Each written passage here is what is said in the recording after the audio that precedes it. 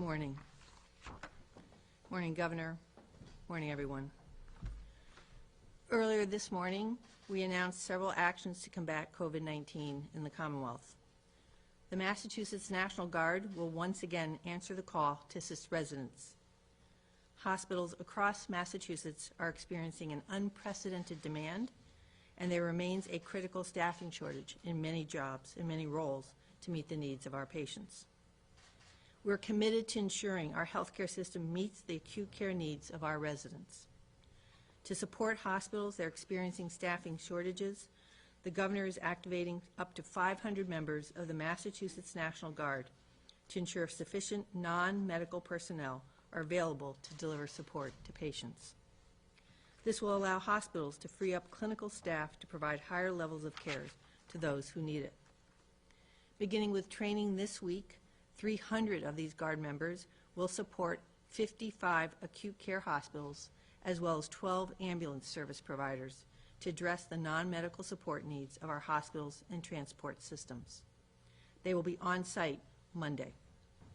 These non-medical Guard personnel will serve in roles such as non-emergency transport between facilities, like transporting a patient from a hospital to a nursing home, assistance transferring patients between,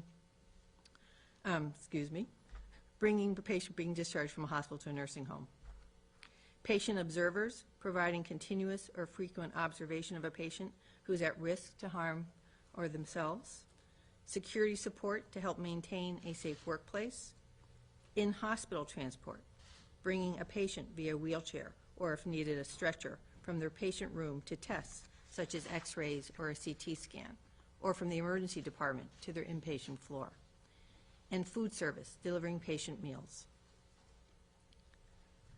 Additionally, to further address the critical staffing shortages in our hospitals, the Department of Public Health has released updated guidance to hospitals regarding non-essential elective invasive procedures.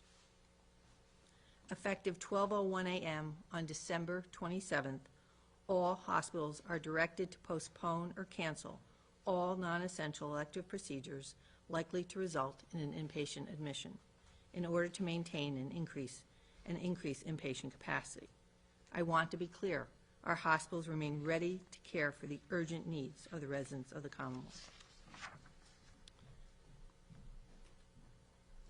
In response to the rise in cases and hospitalizations we are seeing in the Commonwealth, and as we learn more about the emerging Omicron variant, the Department of Public Health advises that all residents, regardless of vaccination status, wear a mask or face covering when indoors and not in their own home.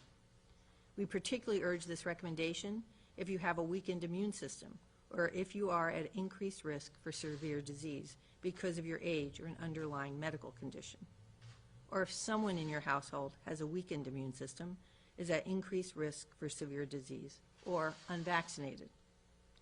I know we are all feeling the pangs of pandemic fatigue, but as we all prepare to gather with our loved ones, a tradition long overdue and has been interrupted by the COVID-19 pandemic, it's important for all of us to remember that the vaccine and boosters are highly effective at protecting against serious illness, hospitalization, and death. The best possible gift you can give to your loved ones this season is protection from COVID. Get vaccinated, get boosted, and have a safe holiday. Thank you. With that, I'll turn it over to the Governor. Thanks, Secretary. To the Massachusetts healthcare community, to the doctors, nurses, technicians, specialists of all sorts, and every person who reports to work in a healthcare setting, thank you on behalf of the people of the Commonwealth of Massachusetts. You're working in wildly challenging and difficult times and circumstances. What we announced today will hopefully allow you to serve your patients more effectively. The Massachusetts National Guard is also due a tremendous thank you. From getting kids to school to protecting small businesses to now helping our healthcare providers, these citizen soldiers answer every call. The jobs and commitments they leave to serve us are real, and we're deeply grateful for it. There's no question the next few weeks will be enormously difficult for our healthcare community. There are staff shortages, sicker patients, and fewer step-down beds available, again, because of those staff shortages. The steps we're announcing today are designed to support them so that they can continue to care for patients. We also know there's some anxiety out there with talk of rising cases, breakthrough cases, and variants. Throughout the course of this pandemic, there's been no shortage of hypotheticals, no shortage of worst-case scenarios to be debated, and no shortage of things we don't yet know the answer to. And it's very easy to get lost in all that. It's also easy to get anxious about all that. But it's critically important that we also remember what we do know for sure. We know that kids are at extremely low risk, and we know that going to school is safe, and in many cases, it's also healthy for children to be with each other and with trained, caring adults. We know vaccines work.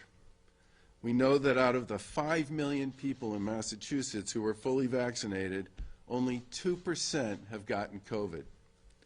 We know that among all the breakthrough cases in Massachusetts, 97% of them never end up in a hospital.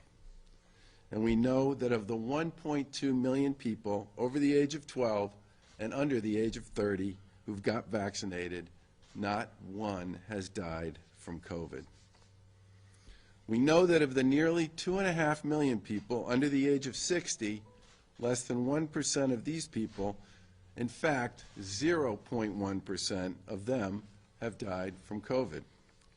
And we know for those over 60 who got vaccinated, less than 3% of them have died from COVID. And we also know that almost 2 million people in Massachusetts have already received a third dose. We also know that unvaccinated people are 31 times more likely to just test positive than someone with that third dose. We also know that the vast majority of the people in the hospital with COVID are not vaccinated.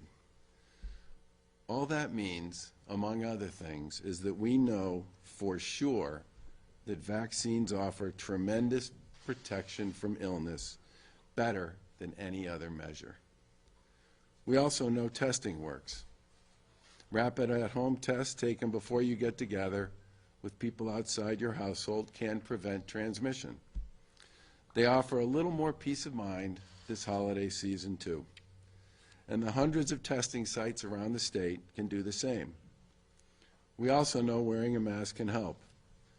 If people want to take an extra step, everyone knows they can put on a mask in a crowded indoor place. We updated the face covering advisory today to urge all residents to wear a mask in public indoor spaces. We'll continue to release the best public health directives we have so people can make informed decisions about how to protect themselves.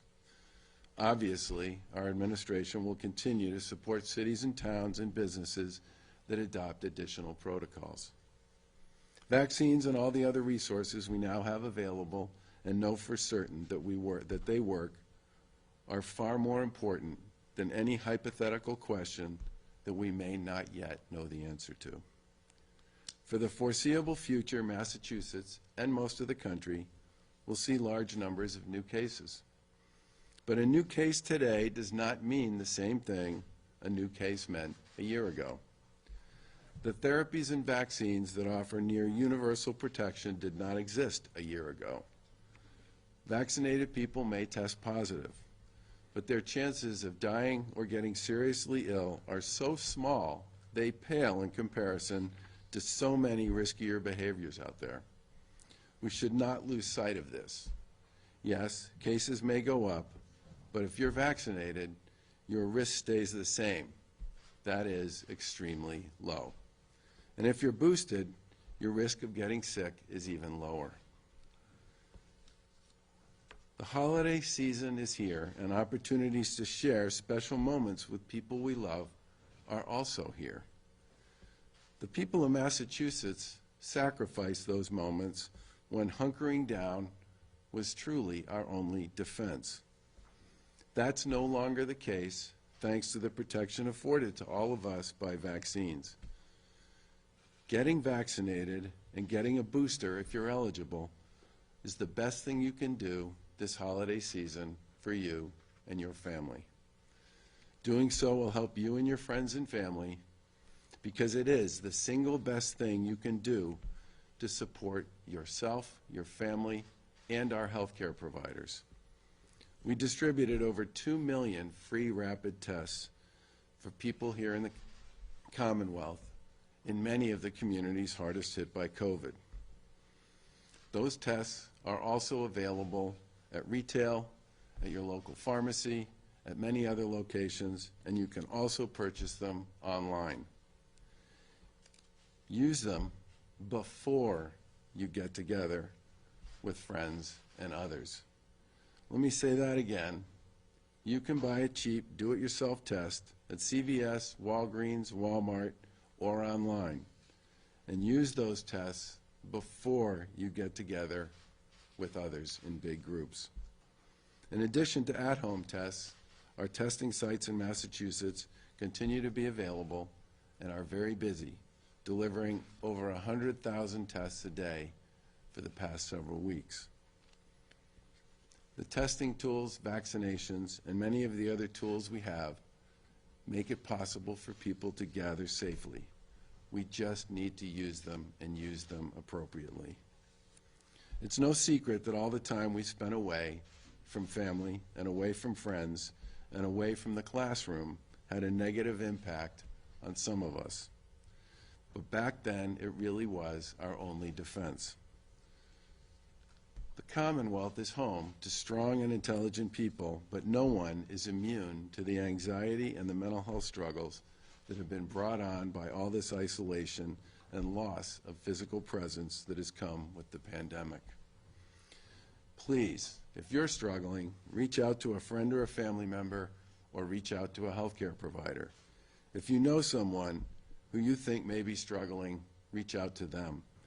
They are sure to appreciate it.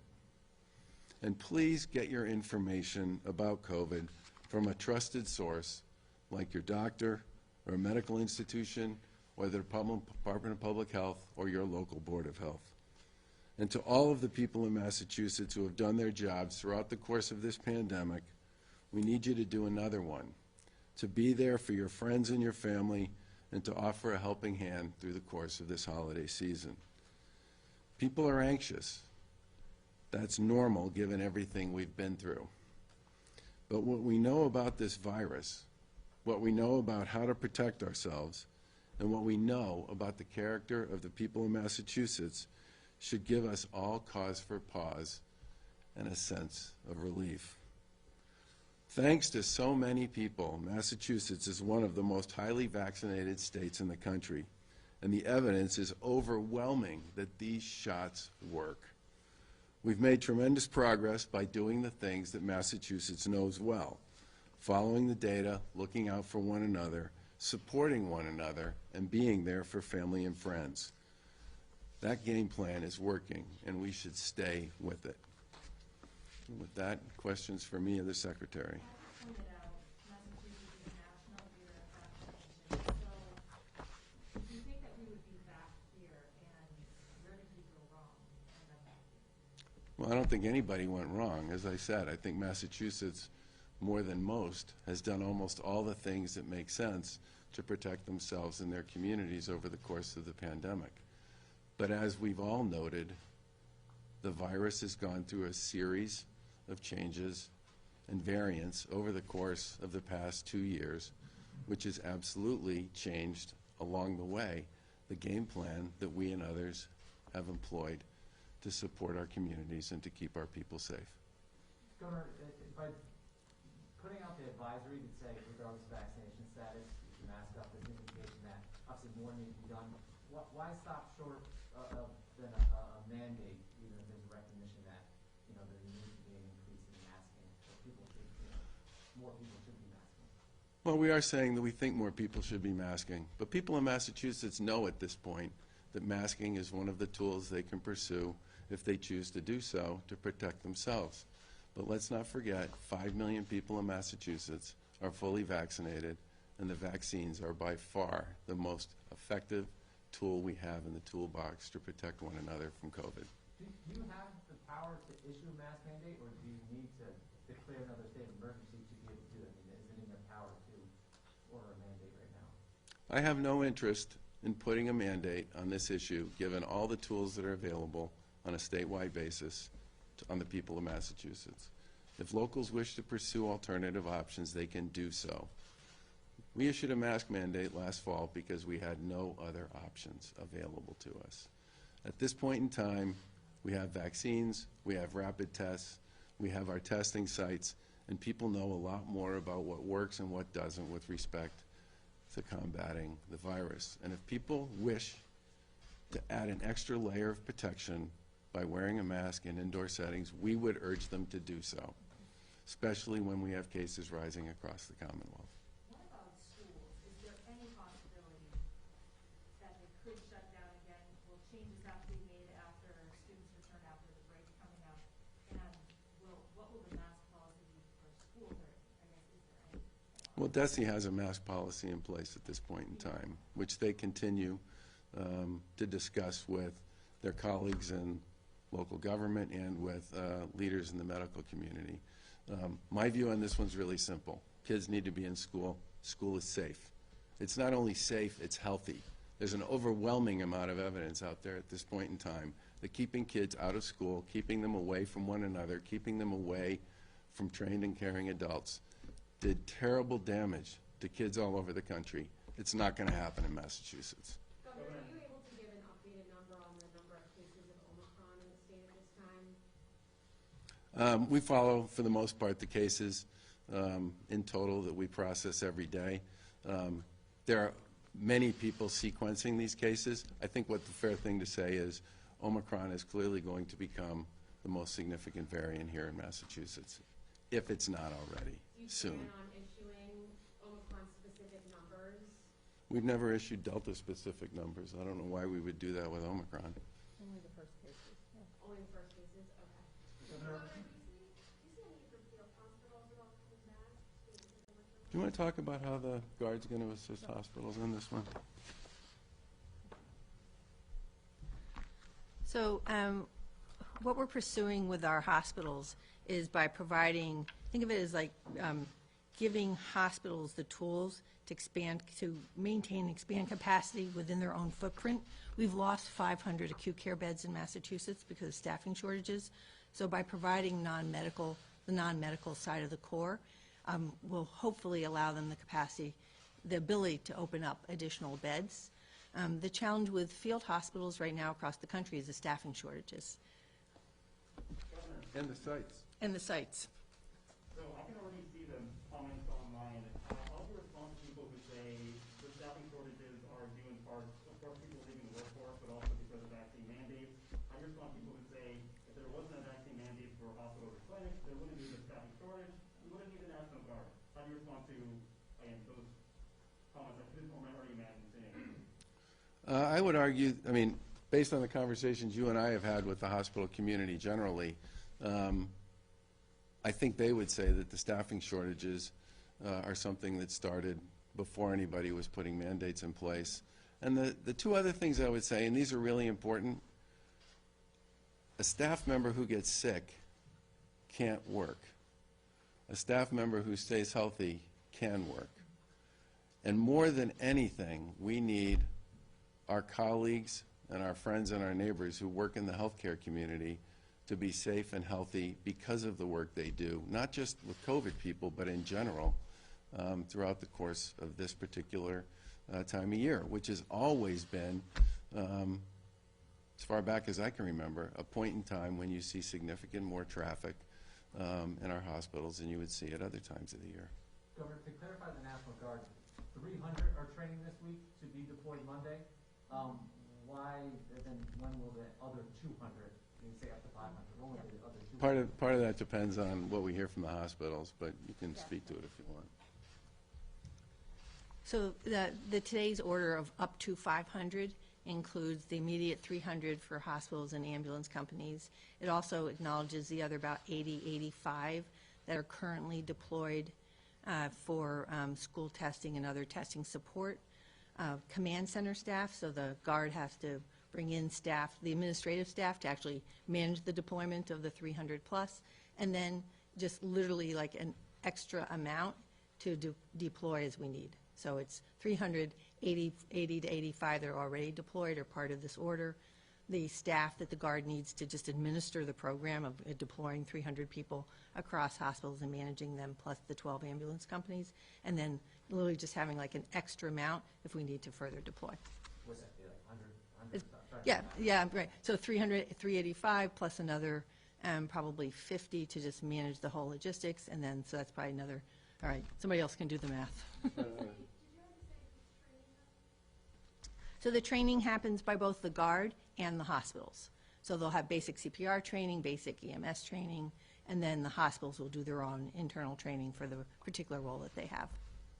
Governor, the holidays are a time everyone looks forward to getting together. Many people feel like they've already missed out on a couple years of spending time with family and friends. How do you stress the importance of getting that test ahead of time, and then if you do test positive, to quarantine and maybe remove yourself from the situation?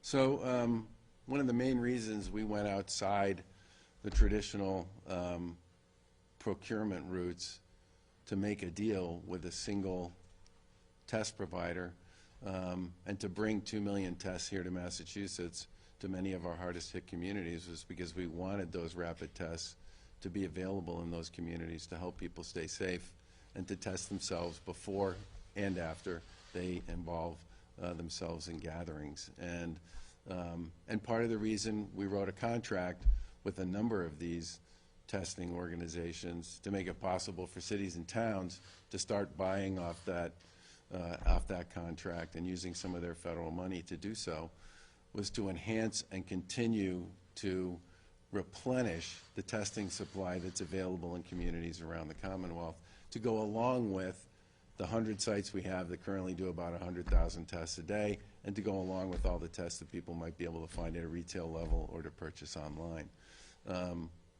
I think it's part of the reason why the President's talking about a major test purchase on the part of the federal government as well. Because this is, in many ways, one of the best ways people can test themselves and those they would gather with to be confident and comfortable that they can have a safe holiday gathering. And it's for many reasons, including the one you spoke to, which is the fact that for so many people, these events have either been canceled, postponed, or dramatically altered over the course of the past couple of years, that we really want people, especially those who are vaccinated and especially those who take advantage of these tests, to be able to gather with confidence that they can gather safely with the people that they love. There's been such a high demand for tests, especially with the holidays coming up. Is there any plan to expand testing sites in Massachusetts and increase availability in any way? Well, as I said, we're doing about 100,000 tests in our own sites. We put 2 million tests out into communities, mostly those communities that were hardest hit by COVID in the first place. We're going to continue to make it possible for people to buy off those blankets on a go-forward basis, and we're going to do everything we can to make as much testing capability as available as we can. We get the fact that at this time of year there's going to be heavy demand on them, which means people may have to be patient and to wait. But that testing capacity is a critical piece, we believe, of our strategy to help people stay safe. Governor, do you approve of the plan Mayor Wu rolled out yesterday to require vaccinations in public places? Well, we said many times that we believe it's critically important for us to work with our colleagues in local government on whatever initiatives they pursue that they think will be most helpful to them and their communities. I guess what I would say is that if there are ways in which we can support the city of Boston, I mean, they were a big winner on the vaccine rollout, or excuse me, on the testing rollout. They got almost 500,000 rapid tests from us. We'll certainly work with them and any other community on any initiative where we can be helpful. That is the kind of step that you would approve of a municipality taking? I don't want to get into a business of telling municipalities what to do and what not to do, okay? What I want to do is be here to help them if they seek our help on initiatives that they pursue. Is the decision to shut down those non-essential surgeries at a hospital a proactive move by the state, or is that something that the hospitals they were asking the state to shut them down? You should, I mean, I would argue that this is an iterative conversation that's been going on with them for 2 years, basically. But do you want to speak to that in particular? So we've been meeting with the hospitals, it was daily during the early days of the pandemic, and it continues on a weekly basis. We've had a lot of back and forth around the acute care staffing shortages that exist in the hospitals, and put on a series of items that we went back and forth together. The Hospital Association put on a number of items, we put on a number of items, and literally everything from the ICU nurse staffing flexibilities to using alternative space for procedures and the like, to the non-essential electives, and allowing also for individual hospitals, if they maintain 15% of capacity, right, they would be allowed to continue the electives. So it's really been a very iterative process back and forth with the Hospital Association. Thanks, everybody.